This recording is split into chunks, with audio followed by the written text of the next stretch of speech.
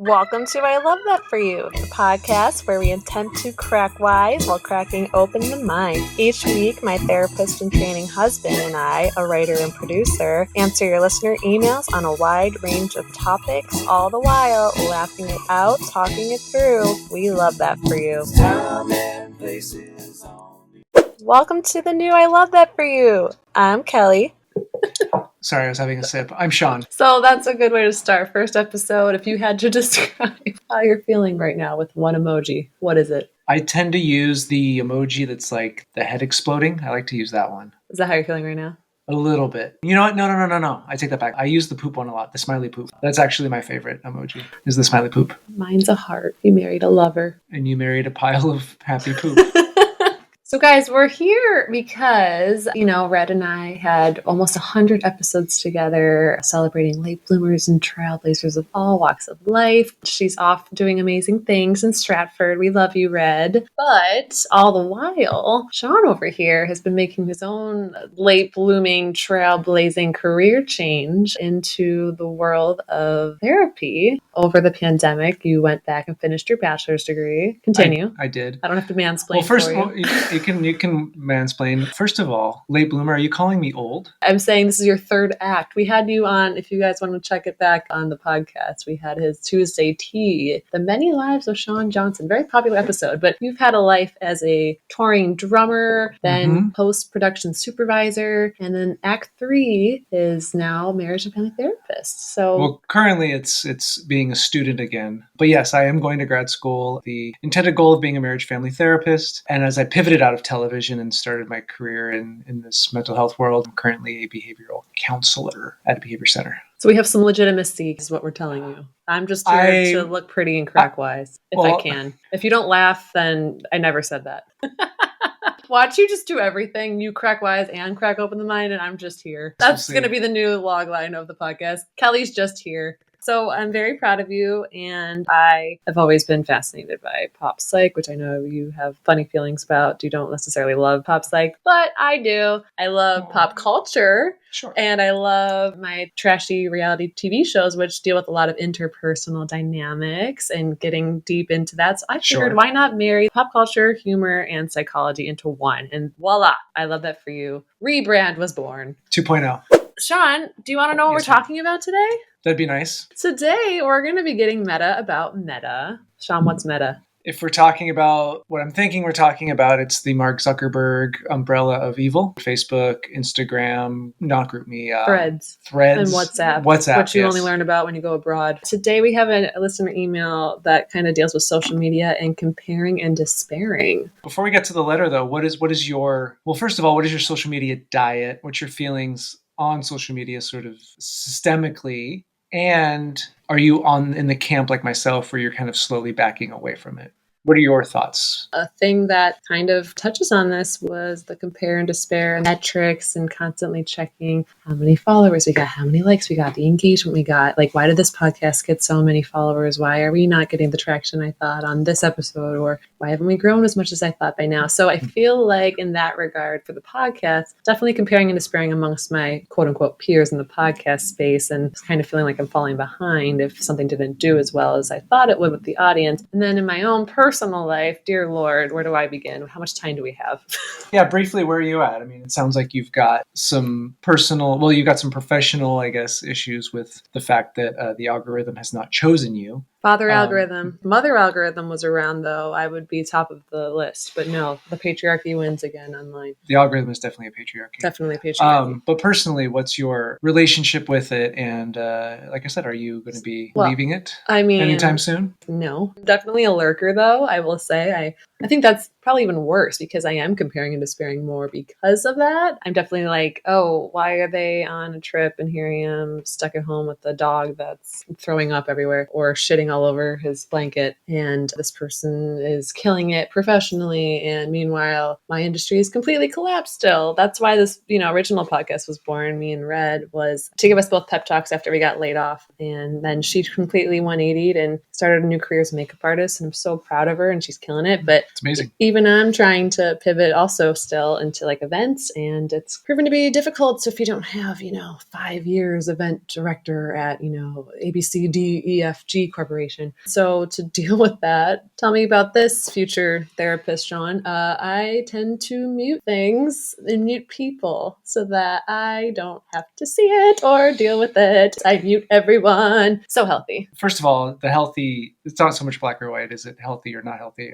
Is it serving you? So is muting somebody, is muting like blocking them? What is muting? No, muting is just like you're still friends with them and you're following them. You don't want to cause that much drama. And they'll be like, why the fuck did you unfollow me? I don't like conflict, Sean. I don't want to do it. I don't want to do it in person. I just want to do it like normal people behind everybody's back. So this is my way of being like, pretend you don't exist and mute you, but still follow you. So that's what a mute is. And I do it a lot lately. That's probably not healthy, but I'm also like eliminating triggers. So it's like kind of, what do you think? What is that? If you're eliminating triggers and that's a way to help you cope with it, that's great. But there's also something to be said for just kind of seeing that your friend is in Europe or whatever, having more fun than you are at home. But to kind of see that and just sort of sit with that feeling and be okay that you also go on trips sometimes, you also live a life, and you also put that life on Instagram as well when you are in those moments, right? So when you're on vacation, highlight reel, obviously. Right. Who's to say that the person that you're muting or whatever isn't doing the same for you when you're on your trip and posting over and over again? Because of the carousels. They have so much quantity of things. I just post like 2 pictures from like one big event. Like I used to post like back in 2014, like when we all were in the wild west of it, like sepia tone picture of my avocado toast. So cute and quaint back in the day. But ever since the recent years, I'm only posting like major things. I'm kind of self-editing. And that's actually our email, if we want to go into that. Kind of talking about that. Are you pivoting out of your I'm not, no, and you're going to say that. No, it actually kind of deals with what this writer wrote in to us. So we can kind of talk about mine if we go into this one. We could do that, but I just want to sort of finish the thought here with you. So again, you guys, he's a good therapist. See, if you are, look, he saw through my bullshit. No, it was a classic pivot. Oh, but no. This isn't a therapy session. I do just want to say that it is okay. Maybe this is for you and you, the world, that you see someone doing something that you're not doing. Yes, that sucks. So there's a couple of things you could do. Mute, I guess, like Kelly said. See it and be happy for your friend. I mean, that's kind of the way I see it. I'm not an evolved human. The way I see it is the most. That's too evolved. You mute, you be okay with that friend and be happy for them, because shoes on the other foot, you're going to be on vacation, you're going to do something fun at some point, and they're going to be seeing you while they're in bed or on the toilet or wherever you look at highlight reels. Just let it happen. This is the process of social media. And, compare and despair, like you mentioned, is a cognitive distortion. It's something that like most of us have to deal with constantly. And it's how you want to deal with it. I mean, there's no black or white answer, but I would say for you, if it works for you that you're muting people and you feel it's not triggering you, then yeah, do you. But just know that other friends will keep showing their stuff. And it's going to get to a point where you might be muting everybody. So I don't know if that's good or not. You're just going to have nothing. Yeah, you're going to start muting and me. Maybe you if you're looking. So you don't post, actually. And now I can switch to you because you don't tend to post a lot at all, if at all, honestly. Like, tell me about your social media diet.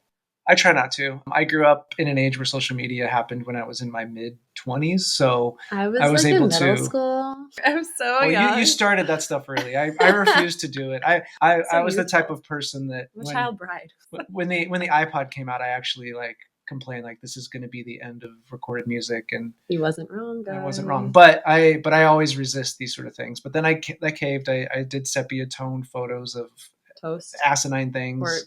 I mean, I could really dive into sort of the hows and the whys, but I feel like it's just not serving me as someone who utilized it initially for promoting my band or whatever sort of creative endeavor I'm doing. I thought it was kind of the only way because no one goes on websites or anything. They just go straight to Instagram, and that's where all the information is. And sadly, that is where all the information is. And in fact, I was looking at a place to eat for dinner tonight, and I had to go to Instagram to find out about it. So I understand it's sort of a quote unquote necessary evil, but what invariably it does, and to your point about not having enough engagement for the podcast, you are a guppy in the ocean. And so, what do? Do you pay them? They're good. They get more money. And I think that that's kind of one of the bad things about Instagram and these social media at this point. Now that everyone has it, they're monetizing us. We are the product. We are the product, right? It's all about engagement, obviously. And so the longer you scroll, the more money they get because they're feeding you advertising. We know the whole thing. We don't have to explain this. So yeah, the idea that like I'm a guppy in the ocean made me realize, yeah, like what is the point at this point? And then as someone who is giving my creative stuff, like my band stuff, to Instagram, I'm not actually giving it to the fans. I'm just giving it to Instagram as like a free thing. Like I'm giving away something that I could be giving to a fan or selling like a live video, or not even selling, just engaging. And I just feel like I'm not engaging with the people I should be because you're kind of stuck in this algorithm. And yeah, to me, it's like the oversharing just kind of gets old.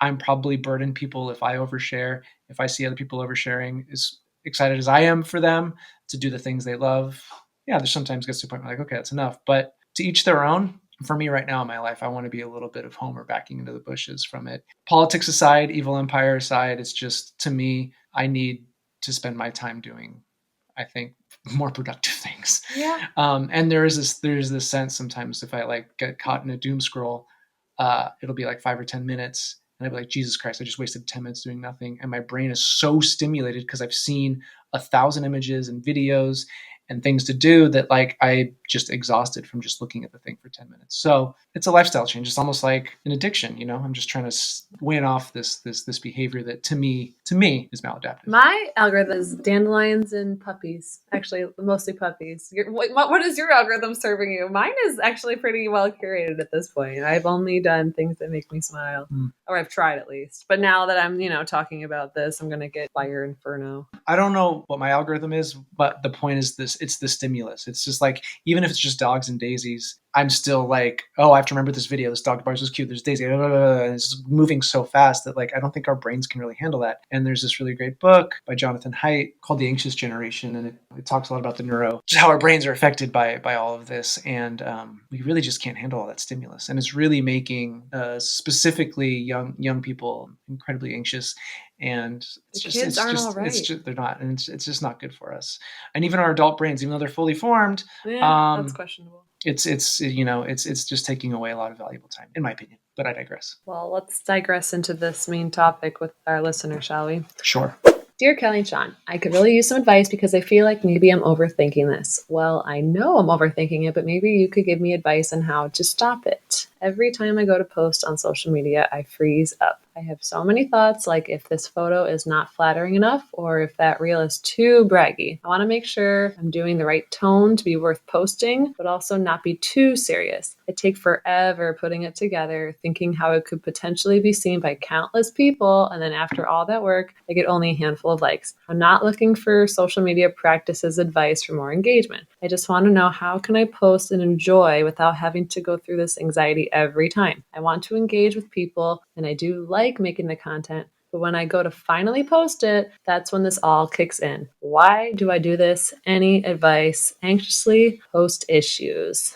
I think this is very valid. Your feelings are valid. Anxiously post issues. Yeah. See, I did a therapist thing. Did I do good? Sure. Okay. How does she stop freezing up and getting anxious about posting it? Just post. I think the first thing is there is a fear of judgment almost immediately, right? So whether it's too braggy or too serious, there's this external fear that people are going to be judging her, whatever it is. So I don't know where that insecurity stems from, but we're performing. But for who? Like, who's directing the show? The algorithm. Like, that's who we're performing for. Like, who is this invisible audience I don't think we're performing for? Like we said earlier about you, it depends on what your intention is with the social media. Like, are you using it as a vessel to share that you that you graduated and you're going on vacation, or are you using it as a platform to, talk about politics or how you feel, or using it to share your favorite song? I don't know if she's doing selfies or what, or, so there's definitely some insecurity there that, I would sort of look at as, why are you so worried about these sort of external factors?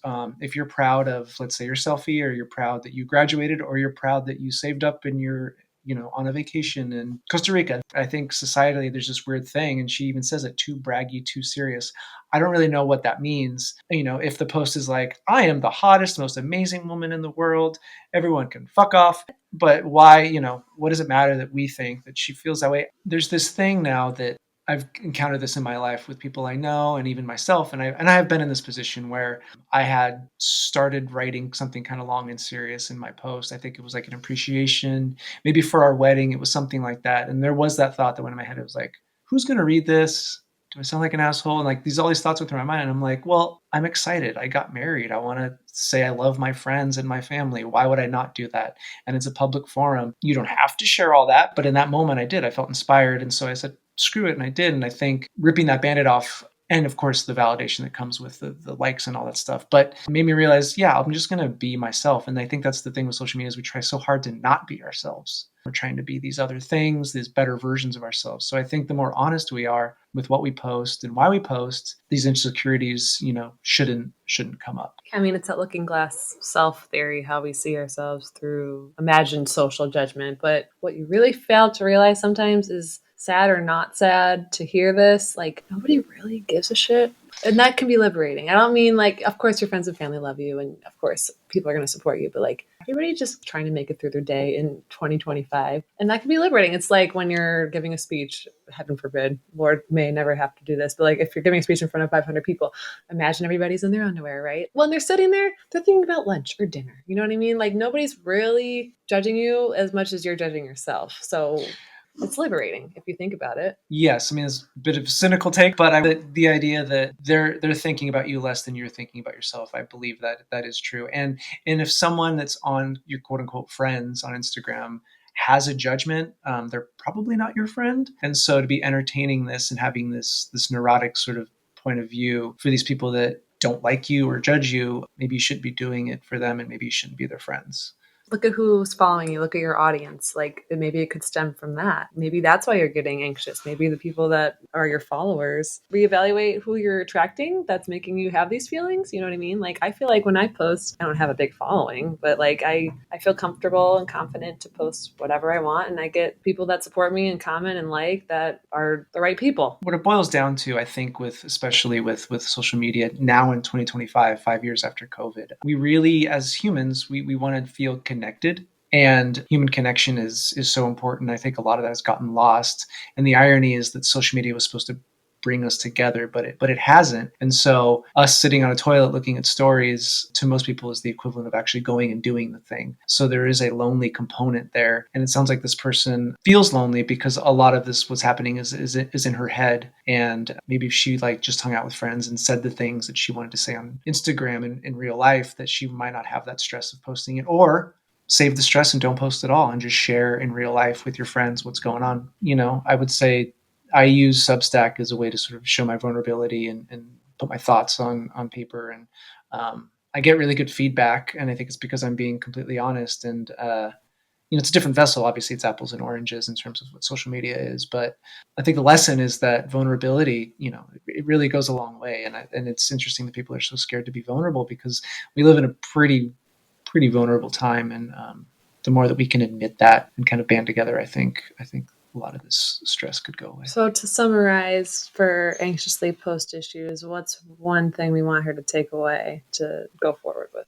What's the too long didn't read? A takeaway, I would say, is post for you, not for other people. What people say or react to is kind of on them, and you have no control over that. If you're proud of yourself and you want to post something, I say you do it. And secondly, I said something about sharing in real life. And I think that might kind of curb that desire to share in a public forum, and maybe you just feel better about sharing that you've said it with friends, then you might post it, or save the time and the aggravation and don't post it at all because you've shared what you needed to share with people you love.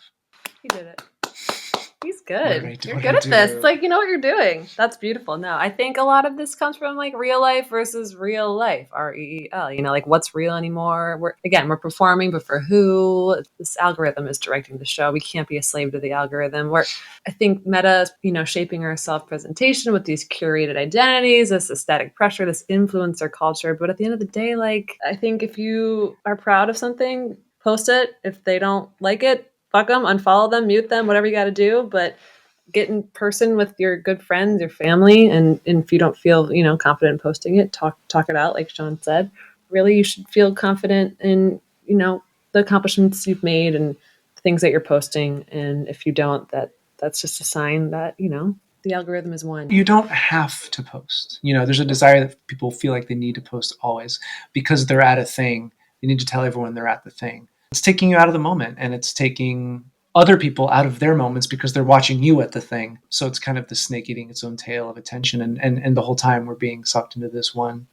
app when we're not actually living these experiences. Well, that was great. Thank you for writing in. And guys, if you want to write in for our next episodes, you can write in at ilovethatforyoupod@gmail.com and follow us at ilovethatforyoupod. Let's go into our next segment. We think you'll love this. So Sean, let's give our listeners something that they can tangibly go away with from this episode that's pertaining to social media. What do you got? I will start with a book. It's by Chayka. It's called Filterworld. I'm sure those out there that know about this stuff have read it. It's a pretty popular book. It came out a couple of years ago. I will say there's a really great quote that I want to share with you all. In it, he says, "Specificity attracts attention, and attention destroys specificity." And it kind of goes back to what I was saying in the previous segment about being out of that moment, and the attention that you're trying to receive by being in that moment takes you out of that moment. But I think here he's saying that specificity would be like a subculture, right? Something that isn't popular yet. And then all of a sudden an influencer grabs onto it, and now it becomes sort of mainstream commercialized. That's kind of what he's saying there. So specificity attracts attention. Attention destroys specificity. So the attention that this is getting is destroying the specificity of that thing. And he's talking about going to cafes around the world and they all look the same. There's like a Starbucksification of cafes. And so what was once a cool, unique thing got all this attention, and now it's kind of just bleh because everyone else does it. And I think social media does that to everybody. Really a great book. Do you want me to say your recommendation, or do you want to say because you turned me onto it and I was going to recommend it, but it's called Social Media Escape Club. It's on Substack. It's by Seth Werkheiser. Yeah. And Sean will take it from here. No, he was a journalist, I think for like heavy metal music a while ago. And I met him through a friend of ours who runs the Substack Running Sucks. And he's been kind of this lone ranger in going anti-social media and basically telling everyone to get off of it and go outside. You know, simple tasks like go outside, go get some fresh air, get away from your phone. It's okay. Really simple stuff. And when you say it, you're like, oh, duh, like, of course I should be doing that. But you're not doing it. And so when I see him on the feed, it's just a nice reminder. And I love this in his about section. And also this might help our listener. Instead of devoting so much time to socials, let's discover ways to get awareness off our plate and let other people promote our work for us. Because the reality is, your social media followers miss almost everything you post. Experts say not being on TikTok is a missed opportunity, but we miss opportunities every day because we are singular creative beings and must do the dishes or cover a shift at work. It's time to stop following the creative path of other people and expecting the same results. Let's find ways to expand our work with other people in real life in smaller networks instead of giving our best work to Zuckerberg and Musk, because social media thrives on the illusion of its necessity. Boom! Yep. Right there answered our question earlier. Like he said it so beautifully there. But I think he should be your co-host. He should be my yeah, you know what? You're fired. Seth, if you're listening, you're coming with me. You're now the co-host of I Love That For You pod. But guys, it is well worth the follow. And I mean, you could argue that Substack is a social media and it's on there. But the idea is they do meetings, in real life. Like they have in-person meetups. So to his point, there's this commodification of everything we do. And it has to be so universal. Like everyone, you put out a podcast and immediately you assume, sorry, Kelly, that you're going to get 1 million followers. But, I am. Obviously. But you got to put in the work. You love us. You got to put in the work, and then you find out, and this is coming from me, like being an indie rock person in bands, like let's say there's 100 fans. Instead of trying to chase the 1 million people that don't give a shit about you, hug those 100 people, bring them into you, start a mailing list. This is something Seth talks about. Start a mailing list, do something interactive with them, do a Zoom, show them a band practice, whatever. You love that from the COVID days. You just want another Zoom happy hour. You love it. Well, I live for it. The point is, as creative people, you're losing your creativity because all you're doing is we're just going to dump another social media post. Like, no, get creative with what you have. And social media allows you to widen your net, but you got to be able to reel in those people instead of just making the net wider and then losing them inevitably. You want to interact,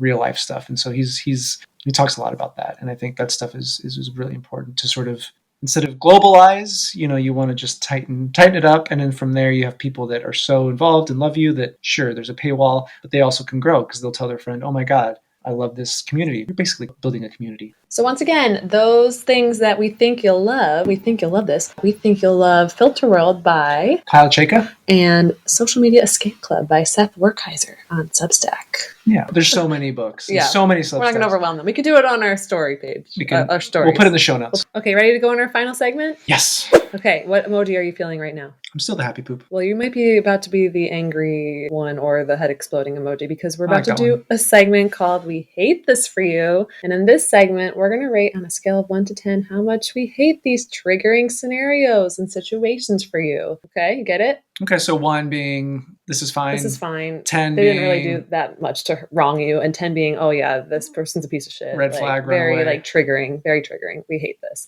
So this is social media edition.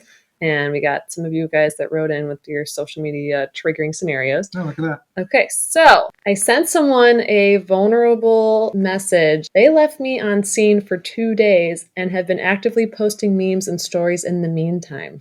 1 to 10, what do we rate this? So in my clinic, I have teenage clients, and this is cause for concern all of the time. This is brought up a lot. Girl meets boy, they have a good time, they talk on social media, they DM, and then he leaves her on scene the whole weekend, and the whole weekend she's ruminating or he's ruminating. It's for teenagers, this is like a 10 because I've seen it in real life. It depends on who. For me, I'm like, okay, like you're busy. If it's a couple days, cool. If it's a couple months, all right, I get the point. You don't want to talk to me. So I don't know. What would you rate it though? If I was a teenager, I'd say 10. How much do we hate this? 10 as a teenager, but as an adult, how much do we hate this as an adult? I'll split the difference because I don't really care, but this person seems like they do. So I'm gonna say 5. I'd say 6 because I'm a Taurus. If you didn't know, I'm very stubborn and I will hold a grudge till the end of time, which you love about me, I'm sure. That's why you married me. But I would give it a 6. You're lucky. I'm not giving it a 10. I'm just saying a 6 because especially if you saw it and then you're posting things, I'm like, okay, fuck you too. So I'm gonna give it a 6. Fair. But we have a lot more to go to. So, oh boy. Okay, I made a post that got a lot of engagement and started gaining traction, but then a mutual friend reposted it word for word without credit and got more likes than me. Woof. Is this made up? I don't want to be a party pooper, but this all seems so frivolous to me. This doesn't seem real. Is this real? Are you guys pranking us? That's a 10. That's plagiarism. That's straight up I mean, okay. Is it? It is. That's plagiarism. Well, the internet is plagiarism, right? I mean, nothing's unique. Well, we're GIFs and memes are always reposted. So, I mean, if there's no credit, then yeah, that's a 10 because you're not crediting the person. But I think this is culturally, we're so used to just stealing content and images and videos that like maybe this person didn't even know better. But yeah, to steal stuff is not good. So let's go 10. I just wonder how close this person was that reposted. They must not be that close. Or like maybe they thought, the algorithm, because father algorithm again, as our buddy Seth said, there's research that shows that most things you post on social media, people aren't seeing. So maybe this person just thought it's going to slide under the radar. They would never see it. Still a 10 though. Who knows? I hate this. I hate this. Just, the idea of stealing, I would give it a 10. 10. But again, there's so much more nuance we're missing here. Yeah, well, we would be here all day. I recently went through a breakup. 2 days later, my ex posted the most curated thirst trap ever with a cryptic caption, glowing differently these days. That sounds really... How old are they? Sounds really douchey. I'm sorry, that sounds very judgmental, but how old is this person? Having been through, breakups, especially as a teenager, and like having that girl like seem completely different the next day, I'd go a 10. That would trigger me. My insecure me would be head exploded emoji. As a 10, as an adult though, also a 10. I still have some deep insecurity, so I would go 10 as an adult. My God, we got to get something a little less dramatic. My head is now. I'm a fireball emoji. Okay. Oh boy, I know this one. I wrote a whole Substack about it. Okay, someone tagged me in a very unflattering group photo where everyone else looked great except for me, and they posted it without asking, and I'm the thumbnail. Oh my God, this is grounds for burning down their house.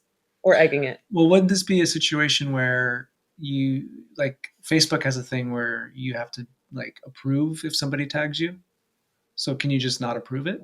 The group photo could be the Instagram too. It doesn't have to just be Facebook. This isn't 2004. Like who's on Facebook anymore? Unless this is the boomer, which we love you. Thank you for coming. I'm just saying there's a fix for that. Thought, or maybe even TikTok. They have to do a thumbnail. If you care about it that much, then you just tell them to please take it down. Are you kidding me? I mean, what I've done is I've untagged it, but it still like lives there on their feed. Well, that's how you It's look. happened. That's how you looked at that Oh, it that sent me tenth down of a a second spiral. when the flash of that It's photo kicked. That's what you oof, looked like. So sorry oof. about it. It was broad daylight, even worse. Because even at night I can at least hide, but not under the broad daylight of Los Angeles sun. I It don't was know. rough. Oof. Yeah, this is a 10. I'm sorry. That's not a friend if they're not asking you. Because always, when everybody takes a group photo, every girl obviously just zooms in on themselves and doesn't look at anybody else. I don't know about you, but like when it comes to a group photo, who's the first thing you're looking at? You, of course. You're not looking at anybody else. You don't give a shit how they look. You just care about how you look. Why are you telling me I'm doing I'm that when you're just saying, projecting guys, what are you you with do? me or not? Do you, when you take a group picture, you're looking at yourself, and then sure you can look at the other people, but it's like really you're like zooming into exactly where you positioned in the picture. I do. Everybody does. Don't I, pretend you're better than me. You know you do. this isn't about being better. This is just a different way of All right, I'll be the approaching. asshole. I avoid what I look You don't like, like so I pictures. That's hide it. why, yeah. Do you guys want video? Because you're probably not going to get it with Sean at least. And Nope. but reels do so well. Father algorithm again controlling Just us put an with emoji. podcasts. Put the poop emoji I'll over put my the. face. Actually, there is a duo that does that. That could be an option. Anyway, all right. Last one. I vented to a close friend over DM. That's direct message, Sean. Thank you. They screenshot it just to show someone, but it got back to the person I was talking about. Ooh. That's like when you did three-way calls. You would like on Mean Girls. I don't know if you've seen it. We love Mean Girls here on this podcast. I made you watch it. You loved it. But when you did that three-way call sneak attack and you're like bringing in that person and then you're all on the same line, it's like, oops. That was a trope on like Yeah. 80s and 90s Yeah, shows. yeah. There's a whole Saved by the Bell episode Of course. that does that. Nothing's original, but this is the modern day equivalent of that. The screenshot betrayal, whether intended or not, it got back to that person that this person trusted you with and they were talking about. Yeah, I mean that's a higher up, 7 or 8, I'd say, for triggering. It sounds like all of these people. You got some trauma. These sound like young people. Well, I would say I don't know if young or old doesn't matter. I would say that they have a really hard time communicating. Yeah, that would cover. Well, then you would be out of a job if people knew how to actually process and communicate. It's like when you watch Seinfeld, and every episode could have been fixed if somebody had a cell phone. Exactly. Friends, yeah. All of these have an easy fix. It's like just freaking talk to the person, rip the Band-Aid. But I get it. This stuff's awkward, so yeah, I'd put this like 7 or 8. I put it at an 8. Oh my gosh, you guys, you clearly need our help. I'm so sorry. This is very traumatic, all of these things. But we hate this for you. Are you now, what is your emoji after all these? Are you just like the cross-eyed emoji? Upside down emoji? I think that's what I am. I'm upside down. I think I'm the emoji that's got the like X's for eyes, the one that kind of looks drunk. Like Blink 182? That one? I guess. Or is that Green Day? I don't think it's Green Day. Okay, you would know. You would know. You're the ultimate Green Day fan. All right. That was our last segment. We hate this for you. So we did it. We finished our first episode. How do you feel again? Even though I just asked you. You just asked me. I literally just asked you. I'm back to the poop face. Okay, now that I just was redundant. Okay, to wrap things up, some tips for healthy meta use. Let's think about time limits. Let's follow intentionally. Let's mute comparison triggers. Let's think about self-awareness over self-judgment. And let's journal your why for posting. Those are good. Therapy things. Self-compassion is good, and I think that goes back to that email. Person worried about posting. Yeah. Give yourself some compassion. Give yourself some grace. Give yourself a hug. Be proud of the thing you're posting about. Get a crystal out. Sorry, go ahead. No, just self-compassion. Be okay with the thing you're posting, and if you're on the fence about it, then don't bother. It's a waste of time. What did you say first? Like a pro tip is like time limits. Yeah. You could be as extreme as Seth does and just unplug it, which honestly sounds glorious, but understood is a bit of a golden handcuff that we have in our society that we kind of need it for this podcast, for example. Well, scientifically speaking, the human brain can only handle 2 things at a time. So there's this myth about you can walk and chew bubblegum, but you can't walk and chew bubblegum and scroll on Instagram at the same time. Oh, watch me. Your brain will get scrambled. You're going to forget what you see. You're a man. Sorry. If you want to retain and focus the thing you're actually doing, you shouldn't do 3 things at a time. And a lot of people do social media while they're doing a bunch of other things. They did it. There was a test. I can't tell you who did it. I could put it in the show notes.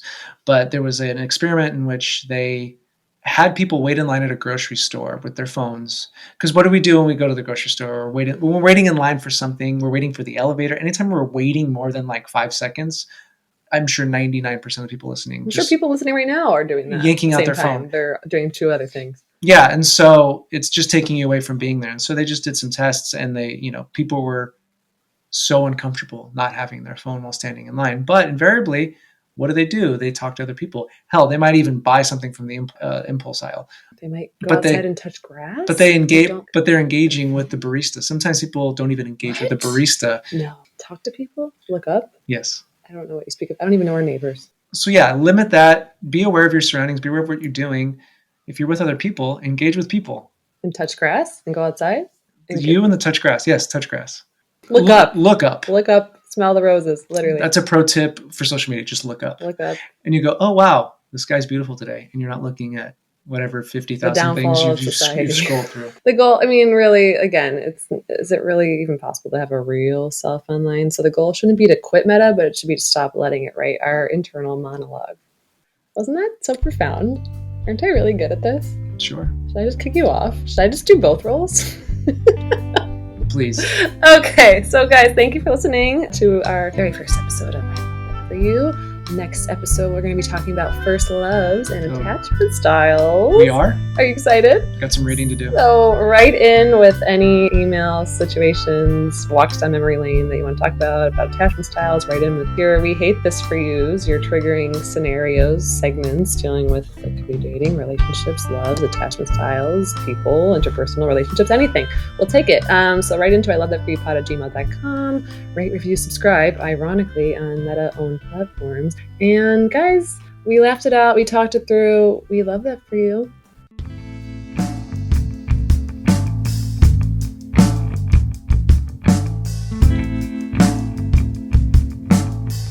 I Love That For You is produced by Kelly and Sean. Our theme song is by Vaudeville and used with permission. Editing by Kelly. Social media help by Red. Email us your questions, comments, write-ins, and triggers to ilovethatforyoupod@gmail.com. Follow us at ilovethatforyoupod on Instagram and on Facebook.